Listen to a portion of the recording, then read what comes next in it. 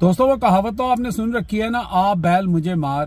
یہی کچھ ہوا ہے مریم نواز شریف صاحبہ کے ساتھ. انہوں نے بہت زیادہ تعریف بٹوری کہ جی لاہور کو عرق غلاب سے دھویا گیا ہے، وہاں گندگی نہیں جو ہے وہ مچنے دی. چلیں اچھی بات ہے، اگر آپ نے اچھا کام کیا ہے آپ تعریفیں بھی بٹور لیں، لیکن وہاں پہ تسلی نہیں ہوتی جب تک وہ خیبر پختونخوا کی کوئی بری چیز لوگوں کے سامنے نہ پیش کریں کمپیریزن کے لیے.